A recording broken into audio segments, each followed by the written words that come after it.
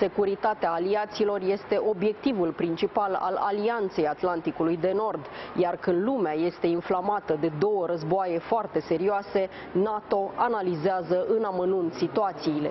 Războiul nou apărut în Orientul Mijlociu a atras imediat atenția comunității internaționale, în vreme ce Ucraina a intrat într-un con de umbră. Trebuie menționat însă că e vorba de atenția media și a publicului, pentru că aliații studiază în mod egal evoluțiile din ambele regiuni. Ambasadorul Boris Ruge este secretarul general adjunct pentru afaceri politice și politică de securitate al NATO. Ne dă detalii despre cum se lucrează când sunt deschise două fronturi în două colțuri diferite din lume. Sunt Cristina Cileacu, începe Pașaport Diplomatic.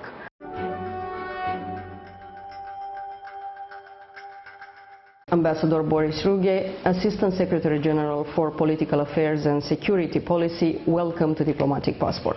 Thank you very much, Cristina. It's a pleasure to be here. Ambassador Ruge, we are close to the Black Sea, but I propose you to start the interview with the situation in the Mediterranean Sea, because it's an ongoing situation between Hamas and Israel. We saw a lot of US deployments in the Mediterranean Sea as well. The war looks like it's going to be a longer one. Nobody knows how long, but it's not a few days that is going to be over. How will this affect what NATO does in the region and our security overall? So I think one point that comes out very strongly is that terrorism is and remains a very real threat. NATO's strategic concept identifies two main threats. One is Russia as the main state-based threat, but terrorism is also identified as a threat, and what we see in Israel today makes that point.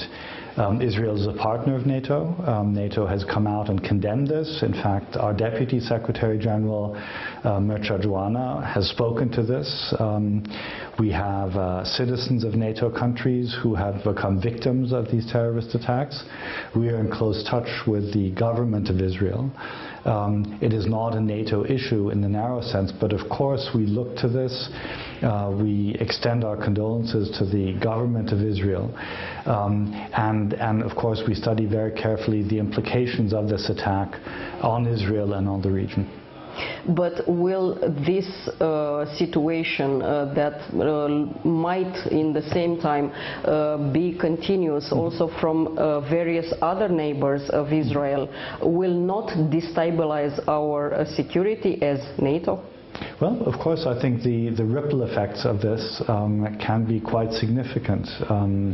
Among other things, as you know, there's an ongoing process of normalization between the government of Israel and Arab countries, and I think this terrorist attack is designed to undermine that process of normalization, which can bring more stability to the region. It's a region that has a lot of issues, a lot of challenges, starting with climate change, starting with uneven economic development, and of course terrorism, as we know, for many years. So this is a very, very bad development. It's bad for the people of Israel. I think it will be very bad for civilians also in Gaza, who will suffer from the war fighting that will, I think, continue possibly for some time. The southern flank of NATO, the Mediterranean, the Middle East, those are areas that also give rise to concern. We keep an eye on those areas. We try and work with governments that are willing to engage with NATO, but of course we are concerned. The United States announced that the support for Ukraine will decrease. It's going to be a complicated year next year with elections in the United States, and Ukraine must be supported in the same time more by European Union countries. Will it be enough? Because we know among the European allies we hear some voices that are not necessarily pro-Ukrainian or pro-support the Ukraine. On U.S. support to Ukraine, we will see. I think there's strong support from President Biden. We were in Washington 2 weeks ago with NATO ambassadors and met senators and members of the House of Representatives. There's strong support in Congress as well, with Republicans and Democrats. But all of us, and certainly we Europeans, have to step up and continue supporting Ukraine. And that starts with ammunition, artillery ammunition, and it extends to many other military types of equipment, arms, ammunition, other things. It involves financial support, humanitarian support. I think we need to get Ukraine through this winter, and we need to keep Ukraine in this fight. NATO allies, the individual countries, are the ones who provide weapons and ammunition. NATO, as an alliance, provides non-lethal assistance. But this is important, and we have a relationship with Ukraine, which we have developed. We have a NATO-Ukraine Council. We look towards a future where Ukraine will be part of this alliance, and therefore there's a number of processes in order to bring them closer to NATO. So I'm confident that everyone understands that Ukraine must emerge from this war as a sovereign, independent nation, capable of deciding its own fate and capable of moving into NATO. So I think NATO allies understand what is necessary here. You mentioned the steps that Ukraine is taking in order to become an ally as well, but also at the level of the alliance there is no consensus yet regarding its membership. What would be the difference, Ukraine inside NATO and Ukraine outside NATO? Will that help us or disadvantage us? Well, I think Ukraine is, if you look at it in geopolitical terms, if you look at the big picture, Ukraine is an important country with a large population. It has an important industrial base. It is a very important agricultural producer, as we all now know. So having Ukraine on our side as a democratic and free country, I think will add to the strength of the alliance. There's no doubt about that. The difficulty, of course, is bringing Ukraine into the alliance while there is a war going on. And that is why at the last NATO summit in Vilnius, in Lithuania, the agreement was that, yes, Ukraine will become a member of NATO, and we will chart a course for Ukraine to join the alliance. There will be reforms that need to be undertaken, reforms of the security sector, democratic reforms. The armed forces of Ukraine will have to be interoperable with NATO. But Ukraine can achieve all of this, and they are very motivated to do this. And of course, here to a Romanian audience, I don't need to explain what is necessary, because in the recent past you have gone through all these processes and steps yourself. That's what Ukraine needs to do. But the added difficulty, of course, is an ongoing war. Till Ukraine will become a member of the alliance, the continuous war inside Ukraine, the war that Russia started, and adding to this the ongoing situation in Israel, won't be the attention of United States or the involvement of United States more towards Israel and perhaps less towards Ukraine? Will Russia get advantage of this new war that started in the Middle East? I think Russia may hope that this is the case, but I think the United States of America, the Biden administration, the U.S. Congress, the U.S. Department of Defense, the State Department, they can walk and chew gum, as the Americans say. They can handle both crises. Of course, the situation in Israel, the conflict, the attack carried out by Hamas, is a very, very unfortunate, very troubling situation. But I think the Americans understand the strategic importance of backing up Ukraine, and that, I think, is true of all Europeans' allies as well. There may be differences on some aspects, but all of us know that at the end of the day, for our security, Ukraine must win, and Ukraine must come out of this war as a sovereign and independent nation. Russia is involved right now in the, let's say, a ceasefire negotiation between Hamas and Israel.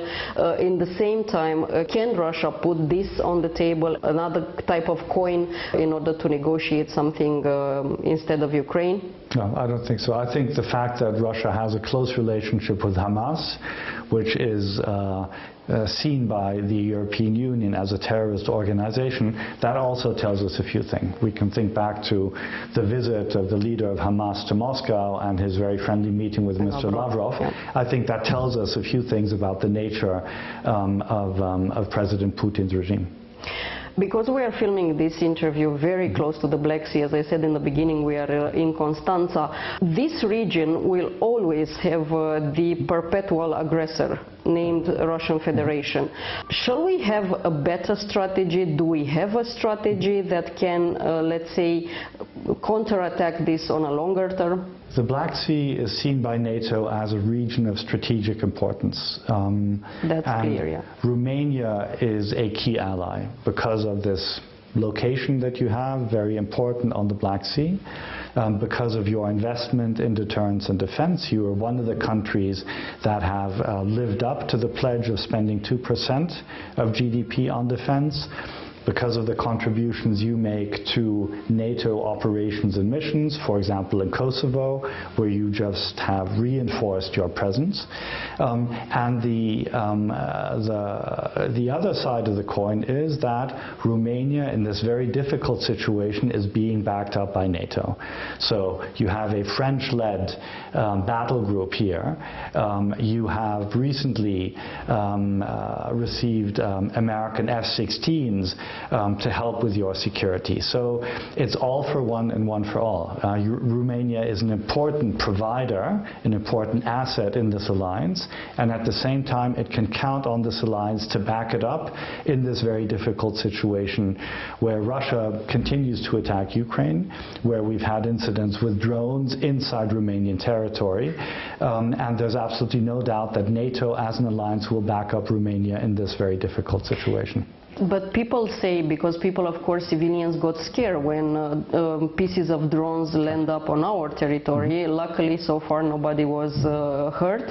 But people say NATO does nothing. How will you respond to this? Well, the analysis so far is, and I believe this is the analysis of the Romanian government as well, that what we have seen in terms of these incidents is not intentional. There was no intent of the Russian Federation to attack Romania. So that puts it in a different category. If Russia were to attack Romania, then we would be in an Article 5 situation. That would be a completely different story. And in that case, NATO is committed to defending every inch of its territory, and that's the guarantee, if you like, that people here in Romania can count on. We have three NATO allies around the Black Sea. Of course, we have also two important partners. I'm talking about Ukraine and Georgia. Should these countries, besides what happens at the level of the alliance, have their own strategy for the region? Will that help in any case? I think these countries are working together quite closely, and over the past day we have discussed here in Bucharest and now here in Constanța, among 31 NATO allies plus Sweden, which is not yet an ally but which very soon will be one, about also the situation here in the Black Sea. And what I've heard is that there's quite a lot of cooperation between Romania, Bulgaria and Turkey with regard to mine clearance, for example. So there's a lot of work that is going on between these three littoral states, the three Black Sea members of NATO, and of course there's very close coordination with the rest of us.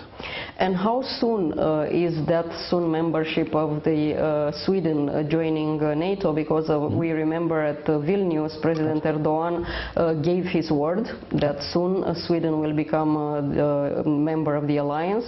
How long shall we wait? Because it's already... autumn? So I think the one answer to that is we will wait until the Parliament of Turkey and the Parliament of Hungary have ratified. Now, I was in New York with Secretary General Jens Stoltenberg, and the Secretary General met President Erdogan and reminded him of what was agreed in Vilnius. And President Erdogan is committed to taking this forward and working with the Turkish Parliament. So we are optimistic that this will happen soon, and it's important that it happens soon, not just for Sweden, but for NATO as a whole. It will improve all of our security to have a capable ally like Sweden inside of the alliance and not just as an invitee. So soon doesn't mean this year? Well, I very much, I believe the Secretary General believes it should be this year, and it will be this year. NATO and Russia are at the lowest point of their relationship. Russia, as I said earlier, will continue to be an aggressor, at least in the region here. Is it worth to invest in this relationship, or shall we keep it like it is now? NATO is not a threat to Russia. We have no intention of threatening Russia. Russia can decide on, in a sense, on its future relationship with NATO. If Russia were to end its war of aggression against Ukraine, if Russia were to stop threatening NATO countries, which it has done frequently, if Russia were to stop talking about the use of nuclear weapons in an irresponsible way, we would be open to a more constructive relationship. So it's in the hands of Moscow to have a better relationship, and I believe that this possibility exists. But right now we are in the reality of Russia's war of aggression, and we are at a low point, this is true, and that is the reality with which we must deal. So the core business of NATO is deterrence and defense. Right? That our ability to deter Russia from attacking, and if Russia ever were to attack a NATO ally, our ability to defend. And we've made, I think, a huge step forward in the past years in terms of improving our capacity to do that, in terms of having a presence on the eastern flank. So Russia is perfectly clear that an attack on one NATO ally would be an attack on all of us. But can Russia ever be trusted, especially after what they do still in Ukraine? Yeah, I think there's a huge issue of trust, also because there's a long track record of Russia breaking promises. And we can go, for example, to the Budapest Memorandum, in which Russia guaranteed the territorial integrity of Ukraine, and that went out of the window. President Putin, on more than one occasion, assured the world that Russia would respect the territorial integrity, sovereignty, independence of Ukraine. Those words have gone out of the window. So I think there's a huge trust issue, and even if Russia were to change its behavior tomorrow, there would be a great deal of mistrust on the part of NATO allies, and it would take us a long time, and we would not let down our guard. We would have to maintain a very solid deterrence and defense posture. And how high is this guard when it comes to China? Because this is another country that cannot be trusted fully. Of course, it's not an enemy of NATO, but then again, in its region, it creates a lot of troubles for some countries, and especially for Taiwan. Russia, we say, is the main threat that we face as an alliance. China we describe as a challenge. And we say that China's ambitions and its coercive policies, its attempts to use its economic and financial power, for example, against third states, even inside Europe, make it a major challenge. China is active in the cyber domain, for example. So it is very much an issue. It is very much on the agenda of NATO. I think we've been very clear, very direct about our concerns regarding China. At the same time, like individual NATO allies, for example, the United States, NATO engages with China, and we keep open channels of communication in the hope that China can adjust its behavior.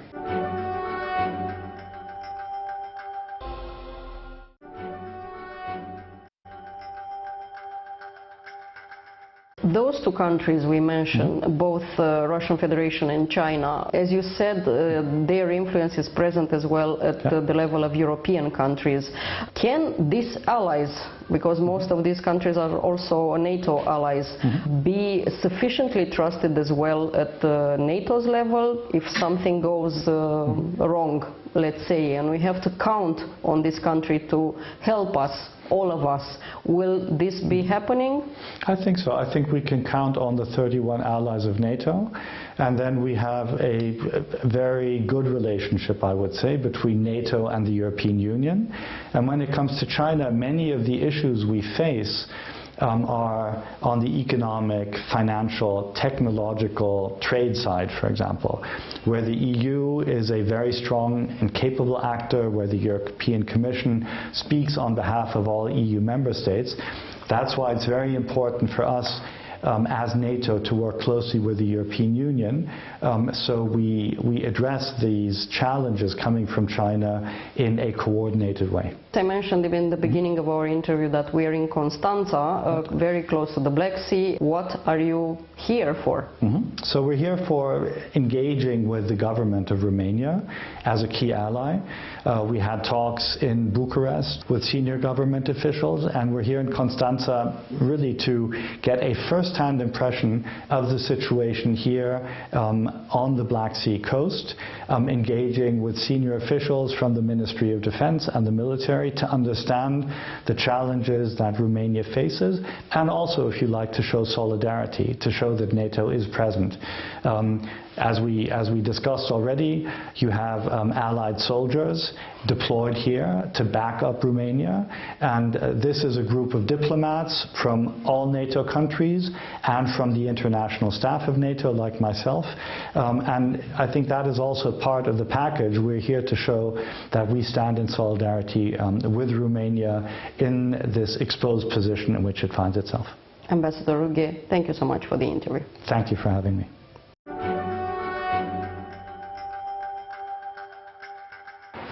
Atât pentru astăzi, dar rămânem în continuare online pe pagina de Facebook a emisiunii și pe contul nostru de X. Revenim cu subiecte noi din lumea diplomației și a politicii externe, vinerea viitoare de la 11:30 și reluare sâmbătă după miezul nopții. La revedere!